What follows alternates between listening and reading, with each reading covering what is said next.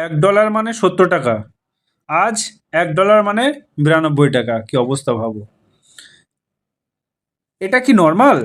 রুপির এত দাম পড়ার কি বিপদের ইঙ্গিত, নাকি এর পেছনে কোনো বড় গ্লোবাল খেলা?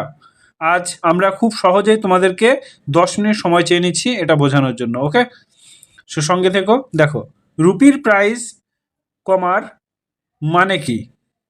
রুপির দাম কমা মানে হচ্ছে আমাদের মুদ্রার ভ্যালু কমেছে, ডলার কিনতে বেশি টাকা লাগছে, একে বলে রুপি ডেপ্রিসিয়েশন। এর মানে এই যে ইন্ডিয়া শেষ হয়ে যাচ্ছে, কিন্তু এটা ইকোনমির একটা ওয়ার্নিং সিগন্যাল। বিশ্বের সবচেয়ে শক্তিশালী মুদ্রা হলো ইউএস ডলার।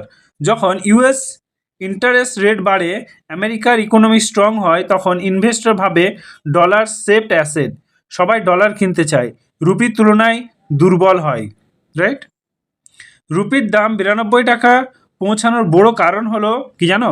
ক্যাপিটাল আউটফ্লো, মানে বিদেশি বিনিয়োগকারীরা ইন্ডিয়া থেকে টাকা তুলে নিচ্ছে।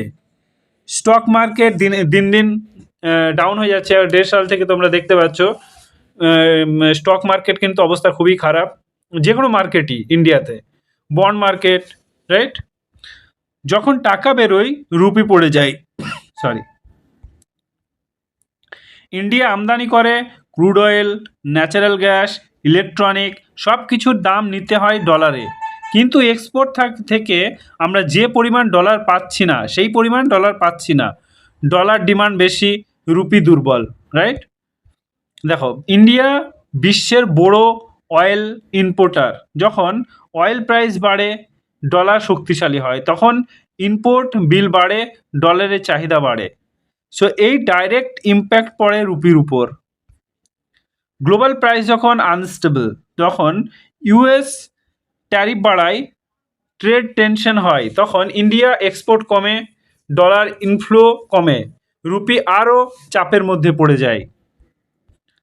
ইন্ডিয়াতে ইনফ্লুয়েন্স বেশি হলে আরবিআই ইন্টারেস্ট রেট কন্ট্রোল করতে বাধ্য, গ্রোথ স্লো হয়, ইনভেস্টর ভাবে বেটার রিটার্নের জন্য অন্য জায়গা, ক্যাপিটাল আউটফ্লো, রুপি আরও দুর্বল হয়ে পড়ে।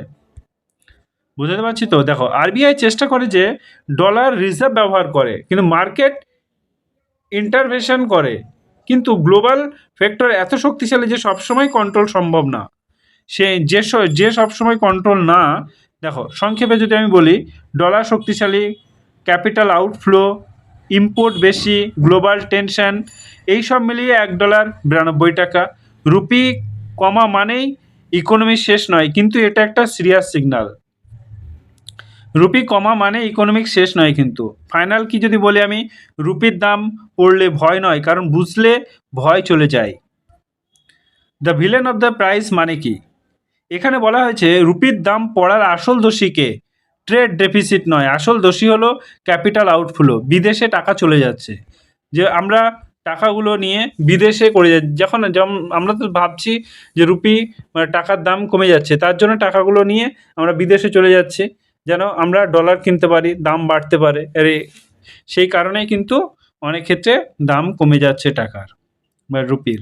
ট্রেড ডেফিসিট নিয়ে কি বলা হয়েছে? এপ্রিল ডিসেম্বর 2025 ট্রেড ডেফিসিট ছিল 96.58 বিলিয়ন। আগের বছরে এই সময় ছিল 88.43 বিলিয়ন। মানে ডেফিসিট একটু বেড়েছে, কিন্তু এটা খুব ভয়ঙ্কর মাত্রায় নয়। তাই লেখক বলেছেন যে ট্রেড ডেফিসিট রুপির পতনের মূল কারণ না। তাহলে আসল রহস্য কি? ক্যাপিটাল আউটফ্লো, বিদেশি টাকা বেরিয়ে যাওয়া, মানে বিদেশি বিনিয়োগকারীরা ইন্ডিয়া থেকে টাকা তুলে নিচ্ছে স্টক মার্কেট, বন্ড মার্কেট থেকে। যখন টাকা বেরিয়ে যায়, ডলার বেরিয়ে যায়, রুপি দুর্বল হয়ে পড়ে। বোঝাতে পারছি? ক্যাপিটাল আউটফ্লো কেন বাড়লো? কারণ ইউএসএ প্রেসিডেন্ট ডোনাল্ড ট্রাম্পের সিদ্ধান্তই তিনি ইন্ডিয়ার বিরুদ্ধে কঠোর ব্যবস্থা নেন। ইন্ডিয়া এক্সপোর্টের উপর 50% ইম্পোর্ট ডিউটি বসান। 50% ডিউটি কীভাবে এলো? প্রথমে 25% ট্যারিফ বসানো হয়, কারণ তোমার রিসিপ্রোকাল বেসিক, পাল্টা শুল্ক। তারপর আবার আসে 25% ট্যারিফ বসানো হয়, কারণ ইন্ডিয়া রাশিয়া থেকে ক্রুড অয়েল আমদানি করেছিল। মোট 25% প্লাস 25%, টোটাল 50%। এর প্রভাব কি হলো? ইন্ডিয়া ইম্পোর্টস কমে গেল, ডলার ইনফ্লো কমে গেল, ইনভেস্টর কনফিডেন্স নষ্ট হলো, ফলে ক্যাপিটাল আউটফ্লো বাড়লো, রুপি আরও দুর্বল হয়ে পড়লো। The villain of the price, এখানে একই কথা। এখানে লেখক বোঝাতে চাইছে যে রুপি পতনের মূল দোষী capital flow problem. Net capital flow কি? নেট ক্যাপিটাল ইনফ্লুয়েন্স মানে বিদেশ থেকে ইন্ডিয়াতে মোট কত টাকা ঢুকছে, কত টাকা বেরোচ্ছে। 2024-এর অবস্থা ছিল April December 2024-এ net capital outflow ছিল $10,615 মিলিয়ন। মানে বিদেশি বিনিয়োগকারীরা ইন্ডিয়াতে বেশি টাকা ঢোকাচ্ছিল, রুপির তুলনায় স্টেবল ছিল। 2025-এ কী হলো?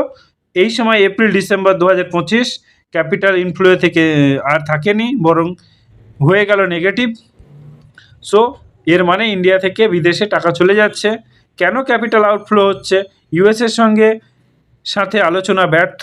বহু মাস ধরে ইউএসের সঙ্গে কথা চললেও কোনো তোমার এগ্রিমেন্ট হয়নি। সমস্যা কেন মেটেনি? স্লাইড বলছে কিছু সমস্যা ছিল যেখানে সহজে সমাধান করা যায়নি। একে বলে তোমার সেটেলমেন্ট বা অচল অবস্থা। যদি এই তোমার সেটেলমেন্ট চলতে থাকে, ক্যাপিটাল আউটফুট চলবে, রুপি আরও দুর্বল হয়ে পড়বে, ডলার আরও শক্তিশালী হবে। এক লাইনে যদি আমি তোমাদেরকে বলি, 2024-এ ইন্ডিয়াতে ক্যাপিটাল আউটপুট থাকলেও 2025-এ নেগেটিভ হয়ে যায়। ইউএসের সঙ্গে ট্রেড এগ্রিমেন্ট না হওয়ায় ইনভেস্টর কনফিডেন্স কমে এবং ক্যাপিটাল আউটফ্লো বাড়ে, যার ফলে রুপি আরও পতনের মুখে পড়ে। সো আজকে এই পর্যন্তই। যদি ভিডিওটি ভালো লাগে লাইক কমেন্ট শেয়ার করে বন্ধুদের সঙ্গে শেয়ার করে দিও কেন টাকার দাম কমে গেল। ওকে, thank you, all the best.